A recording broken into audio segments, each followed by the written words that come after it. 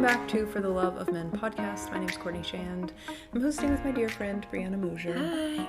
The intention of the show is to bring together men and women to learn how to honor each other's natural masculine and feminine energetic cores so that they can create healthy, polarized relationship dynamics. And today we have a very hot topic. Spicy. Before we dive into our hot topic, tell my friends, Bri, who you are, what you do, why you're awesome. Yes. Why we're friends. Why we're friends. It's going to take a whole episode. Obvi. Singing Courtney's praises. My work in the world is I work with really ambitious, driven women to help them scale solo businesses and embrace their feminine energy, soften, open up to their sensuality and sexuality, and attract in really healthy, empowered masculine men as they're being what some people would call a boss babe. We don't love that word, but that is the archetype of woman that I work really well with to help them soften and kind of come into their feminine energy, come home to their body, embrace pleasure, receive more, all these juicy things. So that's the work that I do in the world, and a lot of it is through somatic and sex and intimacy and pleasure coaching. And Courtney, what do you do? Genius at that. Yes. Thank you. I am a relationship mentor and a trauma-informed dietitian. Feminine energy dietitian. Love it. I know. I'm playing around with that one. I like it. I love helping women empower their masculine energy to work for them, to turn all of that fuel back to ourselves so that we can receive care, not only from ourselves, learn how self-care actually enhances our well-being, but also so that we can show up more authentically with the people around us. To open our hearts more, open our voice more, all of those things that are available when we take good care of ourselves. So good. Inside and out. Yes. So today, I want to talk about compatibility. Part two. Part two. Dose. Part dos. Part dos. So if you haven't listened to... We really lingered on that. Pregnant pause. If you haven't listened to the first episode, go back and listen to that. We talked a little bit about compatibility things like willingness to change versus loving them where they are, emotion and logic lining up, values and principles and lifestyle lining up, religion, politics, kind of worldview things lining up. And we got some more we want to share with you. Go ahead. Lead us off. I'm going to skip to what's listed as number 2. Okay. Because I'm so excited about this. Yeah. And I've said it so many times, loving somebody and having the skill set to love them well are not the same thing. And so when you're looking for compatibility in a partnership, it's wonderful to love them. It's more important that this person is committing to learning how to love you in particular well. That takes a great deal of emotional maturity and insight and commitment. And you want to be sure that this person can meet you on the level of emotional intimacy that you want to be met. Given that's a skill set that they can absolutely develop. And so the key that I would look for if I were dating again would be, do they have a willingness to learn this skill, to learn how to hold space, validate emotions, reassure, ask great, thoughtful questions, all those really juicy things. By the way, we have a masterclass, both one for men and for women, on creating emotional intimacy. So you can buy those on self-study anytime if that's a skill that you'd like help with. Because it actually is a skill. Yeah. The way we learn how to love is usually by the way we received love in our environment growing up, in our upbringing. And if we didn't have the best example of that, most people, right? Then you only have the skills that were cultivated when you were in your childhood and what you learned kind of by osmosis, not even direct coaching or teaching. That's why Courtney and I do what we do. We help people develop those skill sets to have healthy, empowered relationships. So for me, it would be the willingness to meet someone there, to develop that skill set and to move toward intimacy. And you know what the level of intimacy is that you want to experience with a partner. Yeah. I love that. Yeah. So kind of being available, emotionally ready for where you want them to be. This kind of goes back to the willingness to change or accepting them where they are. Emotionally, are they at a point where you are able to just walk into this together? Or is there some, work that's going to have to be done? Obviously, we're always going to be kind of like growing and evolving. 100%. That's to be expected. And are they at a starting point that is comparable to where you are? If you've done a lot of work, it's going to make more sense that you're with someone that has more verbiage, more emotional language to share with you so that you can have more rich, fulfilling conversations emotionally. Mm-hmm. Yeah, which kind of goes to that depth of intimacy. The depth of intimacy that you can build together is dependent on each of your work separately. Mm-hmm. So, yeah, I would say that being a value of theirs is probably very important. Mm-hmm. Mm-hmm. Maybe just my value, but both of ours. We're projecting onto everyone. We're a little biased. We are very biased we love heart-centeredness so much. And I'll quickly sidebar us for a moment. The feminine wants to feel the masculine's heart. Mm-hmm. Otherwise, it feels like wounded masculine, or she'll be trying to relate and lean into him and she just can't feel him. It's like she has this, usually she can perceive where the walls and barriers are. She knows she's not getting the fullness of his heart or the rawness. And depending on how in touch with her own emotions she is, it will always be a reflection of her own emotions and how deeply she's met herself. She'll be seeking more intimacy or less. And so it's about how deeply have you met yourself? Do you want to meet someone else that deeply? Is that a value to you? How much do you value emotional intimacy? Or is the relationship more of a partnership, business-wise? Is it more about friendship, partnership, and you don't need romance? Is it more about meeting each other's sexual needs and supporting a household? There's no style of relationship that, quote-unquote, has to work for you. But it's important to be clear about what you actually want from an authentic place, and then check yourself on, is this from an authentic, empowered place, or is this coming from a wounded place? Have I shut off my availability to be emotional with a partner because I've been dropped and dismissed so many times, so now I'm telling myself that I don't want emotional intimacy, right? Am I uncomfortable with my own sexuality and not willing to look at the wound, so I'm telling myself I'm okay with a friendship, partnership dynamic? Not to shame either of those dynamics, it's a question to get you to think deeply about, does this come from an empowered place of, I'm actually good living without this real deep sexual connection, I'm fine. If that's really how you feel from an empowered place, that is perfect. But if it's coming from a wound, you want to look at that stuff because it just causes pain to avoid it. Ooh, yeah. And Brie is your girl if you want to look at that stuff. That is... Oh, yeah. Bring me all your sex, pleasure, intimacy, her questions. Zone of genius. Thank you. Absolute zone of genius. I love that because that's also part of the relationship goal itself. Are you both on the same page about what you want the relationship to unfold as? I love that you said that there's kind of like different archetypes of relationships, of the legacy building couple who is, just the powerhouse couple that wants to leave this like huge legacy. Maybe it's the emotional intelligence couple that is like wanting this deep, rich, emotional experience for them and for their kids or whoever they're around. Maybe it is just the compatibility of companionship. I want a travel partner. I want someone that, enjoys fun activities that I do.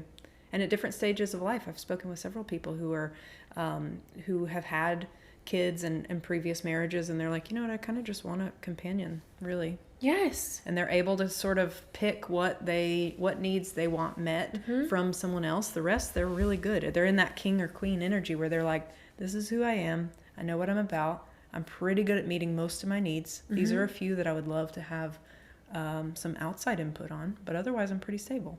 I love that you said that. Yeah. That was such a big emphasis when I was going through my training around sex and love and intimacy coaching. It was really about normalizing what the goal is for you having a relationship. And most of us are socialized marriage, kids, you're each other's everything. You have to make love X amount of times a week, insert whatever Cosmo ad, right? Right? And be each other's best friends and have business partnerships. And it's like, if you do want that, which I do, then you get to have that. The equivalent exists. I truly believe that when you have a desire, the universe can deliver on it. But if you don't, and you just want the sex component, but you are married and you live in separate houses, a lot of my colleagues that I was in this training with, That worked perfectly for them. It was quote unquote wrong by society, but perfect for them. And that's amazing. There's no shame in that. So yeah, I'm so happy you said that. Yeah. Yeah. So good. Absolutely. But being clear on that. You can't find the person for you if you can't express what it is you're looking for. And be authentic about what it is you really want. You know, like you had said about business partnership, maybe that is something that's really important to you. Have you always pictured that in your relationship? Or is that not a thing at all and you're totally fine having separate careers? Yep. What do you really, really, really, really want? Yeah. Yeah. Yeah. I love that. Another thing that you want to be exploring with the person that you are potentially connecting with long term is, if you do want kids, and if you don't, there's still a question in this. What do you want the experience around you to be like? Kids are little sponges. They will pick up on the dynamic that's playing out between mom and dad. Yeah. So if you do want kids, being clear on how you want them to be raised, the household environment that you're wanting to create, if you're both in alignment with that, might be a really smooth transition if that's something that you guys can both get clear on. Obviously, there's things that are going to come up as that happens.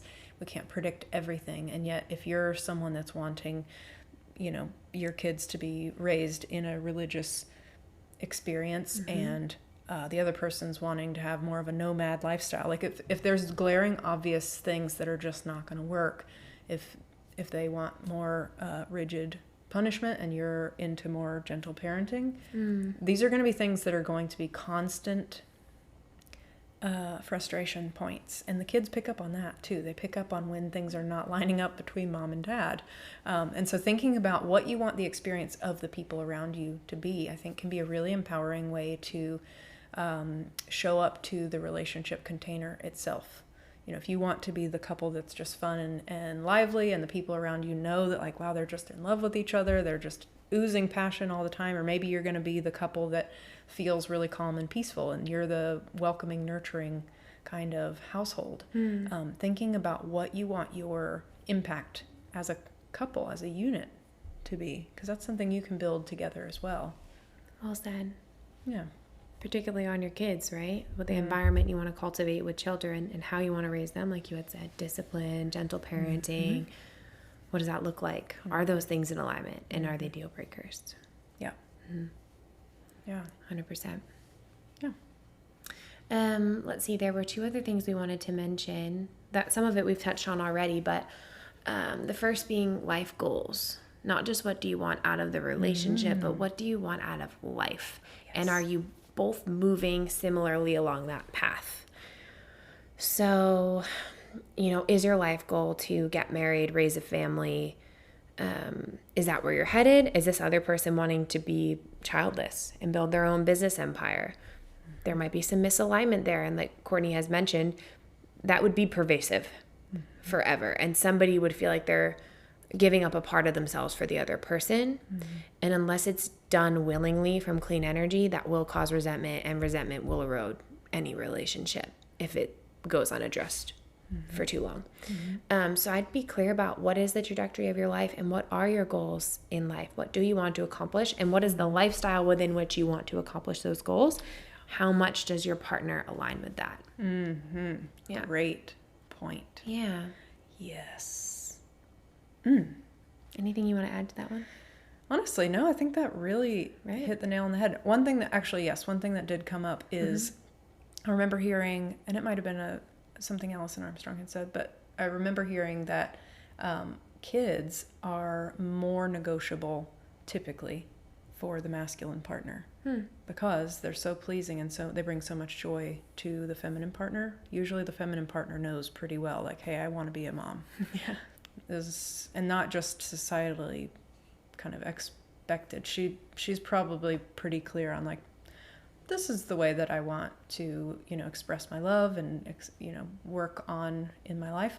And that men might be more likely to lean one way or the other, whether they're single or in a partnership, depending on what the partner wants. And it might flip-flop. So I'm going to say the masculine partner because the masculine partner is usually a little bit more like clear cut and boundaried, and that might be a more negotiable thing.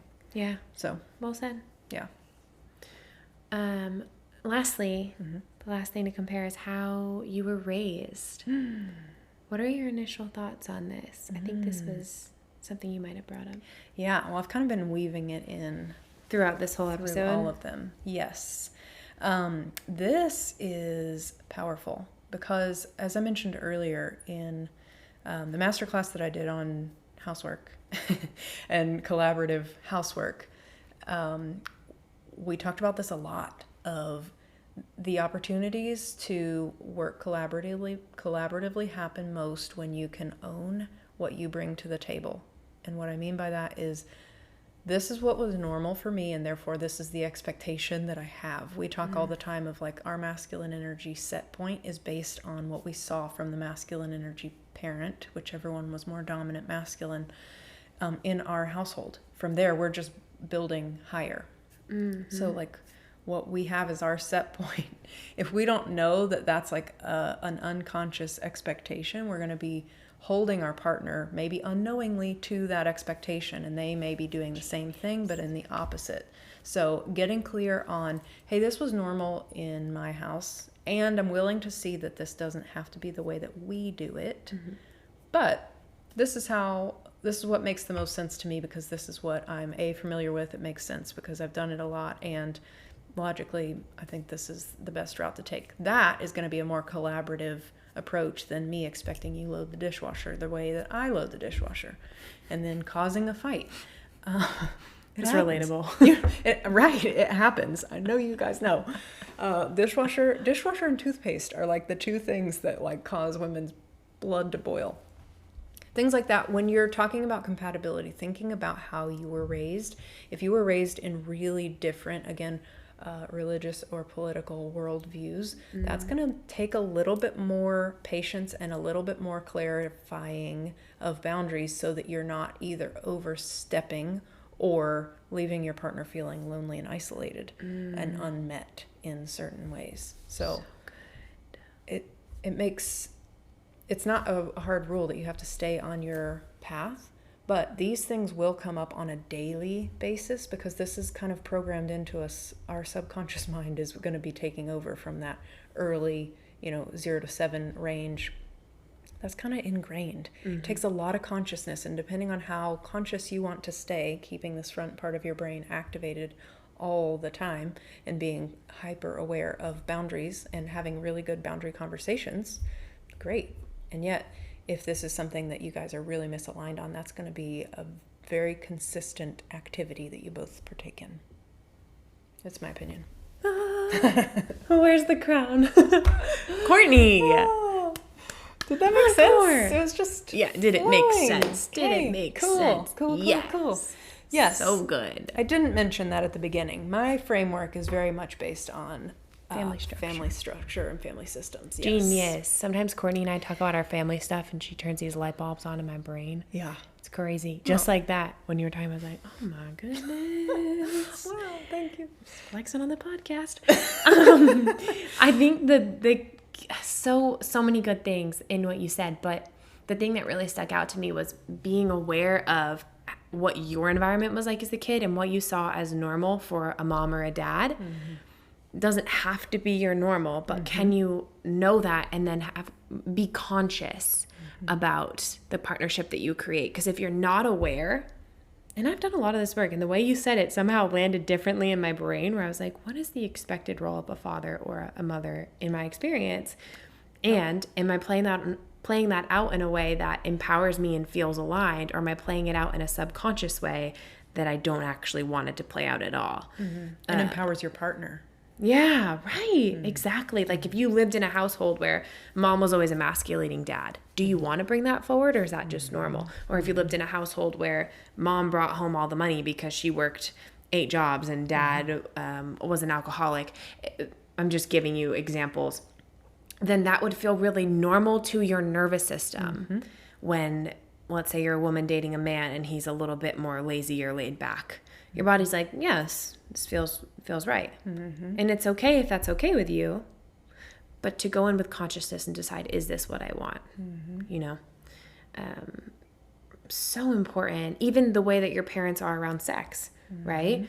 Did they raise you in a sex positive household? Was this something they talked about? Were they touchy-feely with each other? Were they flirting with each other? Or were they in partnership mode around you?